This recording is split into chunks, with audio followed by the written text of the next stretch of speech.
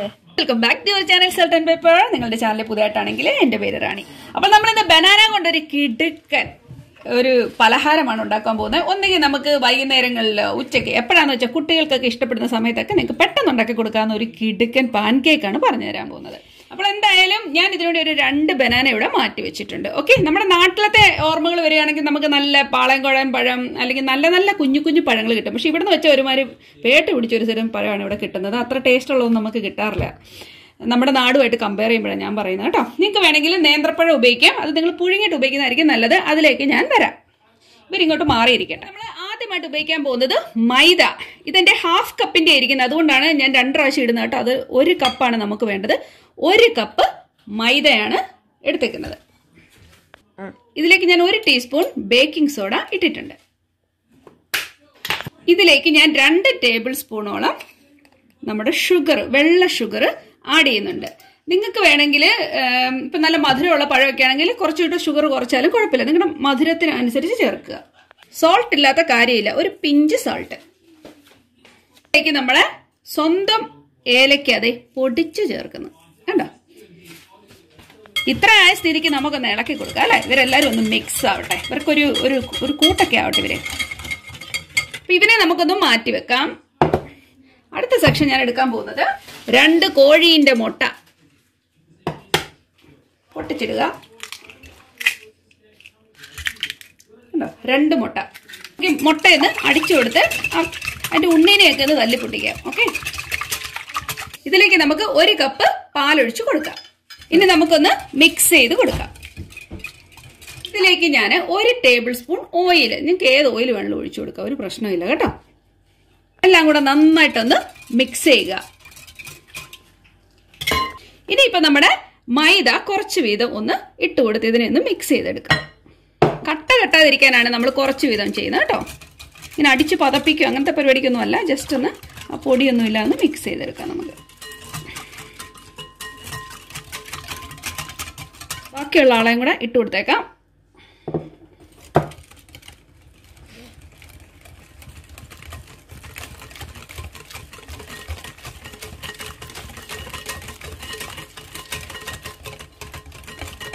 നന്നായിട്ട് മിക്സ് ചെയ്ത് അതിന്റെ കട്ടകളൊക്കെ ഒന്ന് മാറ്റുക. നമുക്ക് നമ്മുടെ ബനാനയെ ഒന്ന് മാഷ് ചെയ്തെടുക്കാം.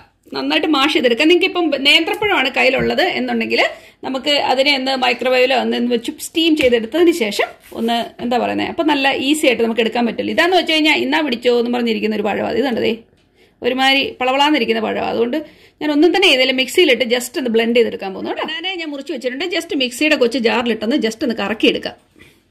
നല്ല ഈസി പരിപാടിയുള്ളൂ. റെഡി? ഓക്കെ, നമ്മുടെ ബനാന നല്ല ക്രീമി ആയിട്ട് എനിക്ക് ഇവിടെ കിട്ടിയിട്ടുണ്ട്. അവിടെ കിടക്കട്ടെ. ഇനിയിപ്പോൾ നമുക്ക് നന്നായിട്ട് ഇവനെ ഒന്ന് മിക്സ് ചെയ്ത് കൊടുക്കാം. കണ്ടോ, നല്ല ക്രീമി ആയിട്ടായിരിക്കുന്നത്. അടിപൊളി. കണ്ടോ, കണ്ടാൽ തന്നെ നമുക്ക് ഇതിനകത്ത് കോരി കുടിക്കാൻ തോന്നുന്ന ഒരു പരുവത്തിലാണ് ഇരിക്കുന്നത്. അതിനകത്തുനിന്ന് വരുന്ന മണം അതുപോലെ തന്നെയാണ്. പക്ഷെ ബനാന നേരത്തെ ഇങ്ങനെ വെച്ച് വെക്കരുത് കേട്ടോ. നമ്മൾ അവസാനമാണ് ബനാന ഇതുപോലെ ഒന്ന് ചേർക്കേണ്ടത്. അല്ലെങ്കിൽ നമുക്കറിയാലോ ബനാനയുടെ അവസ്ഥ, അത് കറുത്ത കളറൊക്കെ മാറും. അതുകൊണ്ടാണ് പറഞ്ഞത് കേട്ടോ. ഇനി നമുക്ക് ഇതിലേക്ക് 1 ടീസ്പൂൺ കണ്ടോ വാനില എസൻസ് കൂടെ ചേർത്ത് കഴിയുമ്പോൾ അവൻ കിടുക്കും. നന്നായിട്ടൊന്ന് മിക്സ് ചെയ്ത് കൊടുക്കുക. എന്ത് ചെയ്താലും നമ്മൾ മിക്സ് ചെയ്ത് പറയേണ്ട കാര്യമൊന്നുമില്ല അല്ലേ, ചുമ്മാ പിന്നെ പറഞ്ഞുകൊണ്ടിരിക്കുക. ഓക്കെ, അപ്പൊ ഇതിന്റെ കാര്യത്തിൽ ഒരു തീരുമാനമായിട്ടുണ്ട്. ഇനിയിപ്പോൾ എന്നെ എടുക്കുക, നമ്മുടെ പാൻ എടുത്ത് അടുപ്പത്തേക്ക് വെക്കുക. ഇവനെ കിടുകിടാന്ന് ചുട്ടെടുക്കുക.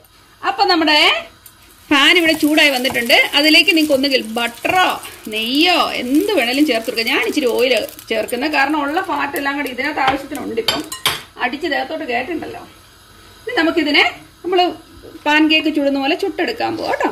ചെറിയ പാൻകേക്കോ വലിയ പാൻകേക്കോ നിങ്ങളുടെ ഇഷ്ടത്തിന് നിങ്ങൾ ചുടുക.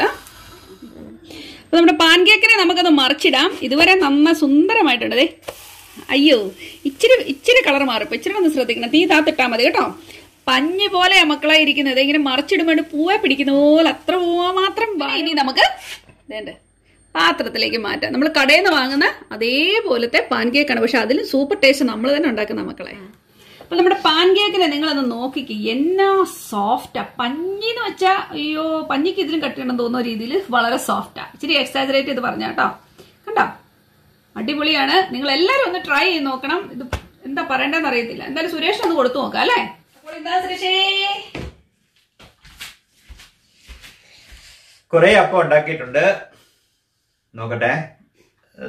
തൊട്ട് നോക്കിയിട്ട് നല്ല മയമുണ്ട്.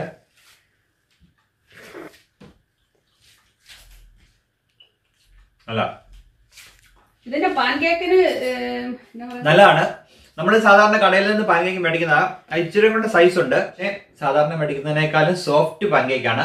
റാണി ഒരു ശകലം കൊണ്ട് മധുരം ഇടേണ്ടതാണ്. പക്ഷെ എനിക്ക് ഇത് കറക്റ്റ് മധുരമാണ്. പിള്ളേർക്ക് ഇച്ചിരി മധുരം വേണമായിരിക്കും, കാരണം മേടിക്കുന്നതിന് ഒരു ശകലം കൊണ്ട് മധുരം കാണും. അതർവൈസ് ഇത് സൂപ്പറാണ്, നല്ല സോഫ്റ്റ് ആണ്.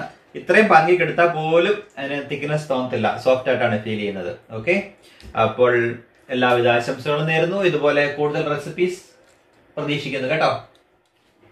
അപ്പം കൂടുതൽ ഐഡിയാസുമായിട്ട് റാണി വീണ്ടും വരും. അതുവരേക്കും ബൈ ബൈ.